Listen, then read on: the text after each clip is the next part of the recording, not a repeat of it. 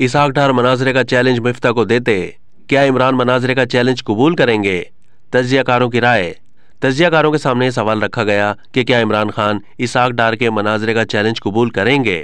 मजहर अब्बास ने कहा कि इमरान खान क्यों इसहाक डार के मनाजरे का चैलेंज कबूल करें। इसहाक डार को मनाजरे का चैलेंज इमरान खान को नहीं बल्कि मिफ्ता इस्माइल को देना चाहिए। इसहाक डार को बताना चाहिए था कि मिफ्ता इस्माइल का हटाया जाना दुरुस्त था या नहीं था। इसहाक डार लाए गए तो इमरान खान पर नहीं मिफ्ता इस्माइल पर तनकीद करते थे।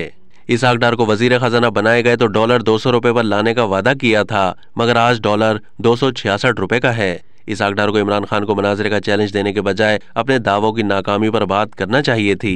हफीजुल्लाह नियाजी का कहना था कि इमरान खान ने अपनी हुकूमत के जो आदाद व शुमार बयान किए थे, इसहाक डार ने कल खिताब इसके जवाब में किया था। मिफ्ता इस्माइल ने बहुत खराब हालात में मईशत के लिए जंग लड़ी। इसहाक डार ने इमरान खान को बेहतरीन जवाब दिया है। इमरान खान इसहाक डार के मनाजरे का चैलेंज कबूल नहीं करेंगे। इरशाद भट्टी ने कहा कि नून लीग वाले कौम को ट्रक की बत्ती के पीछे लगाते हैं कि चलता पाकिस्तान इमरान खान के हवाले किया था। उन्हें बताना है कि जमहूरियत आने से पहले मुल्क में 6000 अरब कर्जा जो आज 50,000 अरब डॉलर्स पर पहुंच गया है। अब तक के लिए इतना ही। मजीद मालूमात के लिए डेली जंग के यूट्यूब चैनल को सब्सक्राइब कीजिए।